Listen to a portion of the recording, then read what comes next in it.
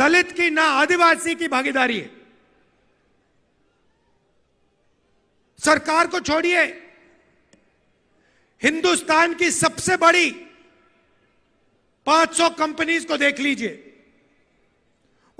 उनकी लिस्ट निकालिए, उनके मालिकों के नाम पढ़िए, आपको उन नाम में से एक दलित, एक आदिवासी, एक पिछड़ा नहीं मिलेगा।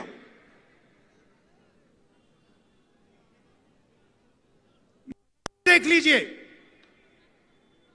अखबारों को देख लीजिए, टीवी को देख लीजिए, एक मालिक ओबीसी वर्ग, दलित वर्ग, आदिवासी वर्ग का आपको नहीं मिलेगा। रिपोर्टर मिल जाएंगे, उनको भी कोने में बैठा रखा है, जो उनके दिल में वो बोल नहीं पा रहे हैं, मगर सीनियर मैनेजमेंट में और मालिकों में आपको एक ओबीसी, एक दलित, एक आदिवासी नहीं मिल सकता।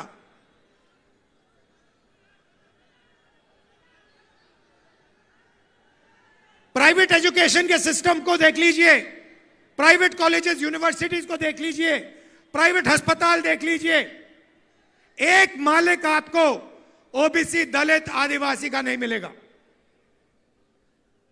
तो मैं सिर्फ यह सवाल पूछ रहा हूं कि अगर हम सामाजिक न्याय की बात कर रहे हैं तो यह तो स्पष्ट है कि हिंदुस्तान के किसी भी सेक्टर में पिछड़ों को, आदिवासियों को, दलितों को न्याय नहीं मिल रहा है। अब सवाल बनता है, पहला कदम क्या होना चाहिए? किसी को चोट लगती है, पहला काम डॉक्टर कहता है, पैर में चोट लगती है, पहला काम डॉक्टर कहता है ऐसे करो, एक्सरे जाके कर लो। एक्सरे करने के बाद साफ पता लग जाता है कि हड्डी कहां से टूटी है। सही बात? मैं सिर्फ यह कह रहा हूं, कि समय आ गया है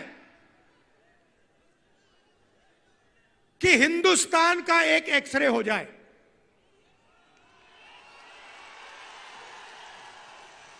एक एक्सरे हो जाए, उसके बाद एमआरआई भी हो सकता है, मगर पहले एक एक्सरे हो जाए कि इस देश में किसकी कितनी आबादी है, लोगों की गिनती हो जाए।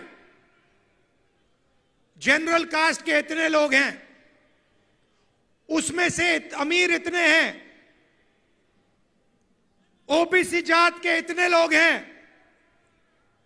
उसमें से अमीर इतने हैं, गरीब इतने हैं, किसान इतने हैं, मजदूर इतने हैं, भूखे इतने हैं, आदिवासी के इतने लोग हैं, इसमें आदिवासियों में अलग अलग ट्राइब्स के इतने इतने लोग हैं, दलित इतने हैं, इसमें दलितों में ये अलग अलग लोग हैं, ये भूखे मर रहे हैं, ये मजदूरी कर रहे हैं, ये सड़क बना रहे हैं। बस मैं यही कह रहा हूं, सामाजिक न्याय का यही मतलब है, और सामाजिक न्याय का पहला कदम देश का एक्सरे करना है। अब बात समझिए, नीतीश जी कहां फंसे, मैं आपको बताता हूं।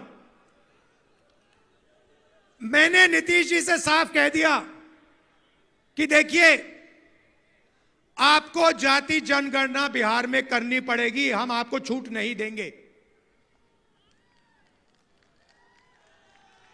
और आरजेडी ने, हमने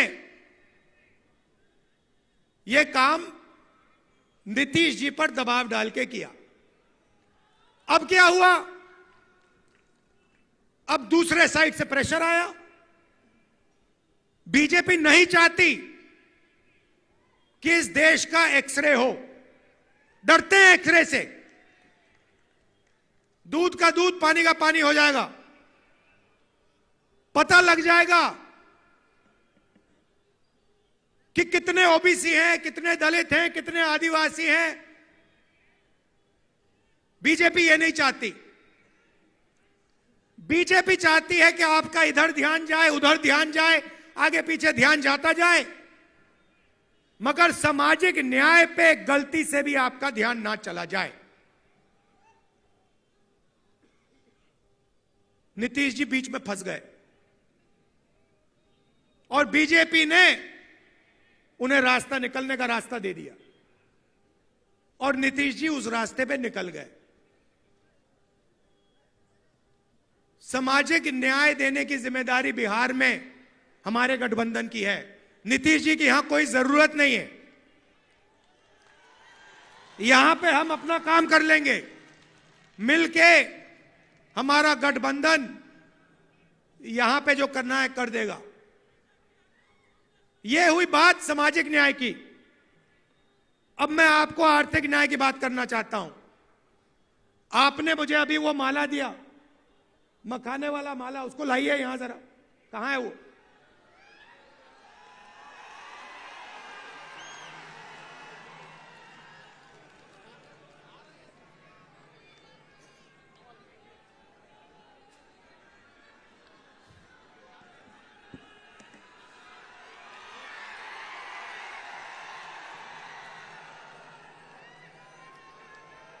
मैं 1 मिनट में आपको आर्थिक अन्याय समझाने जा रहा हूं।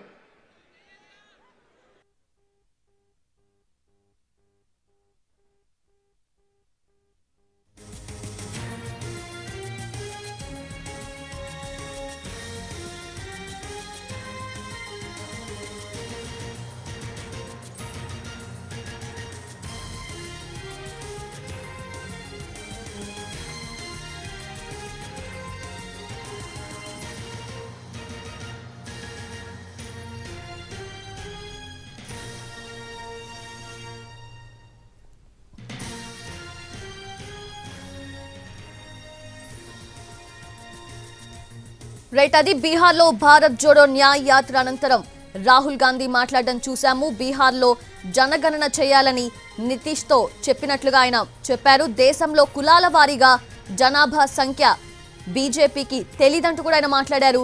బీజేపీ బుచ్చిలో నితీష్ చిక్కుకున్నారంటూ రాహుల్ కీలక వ్యాఖ్యలు చేశారు. బీహార్లో నితీష్తో అవసరం లేదు అంటూ కూడా రాహుల్ మాట్లాడడం చూశాము. మోదీ పాలనలో సామాజిక న్యాయం లేదు, దళితులు అలాగే గిరిజనులు ఇప్పటి వరకు కూడా ఎటువంటి న్యాయం లేకుండా ఉంటున్నారంటూ కూడా రాహుల్ గాంధీ కీలక వ్యాఖ్యలు చేశారు.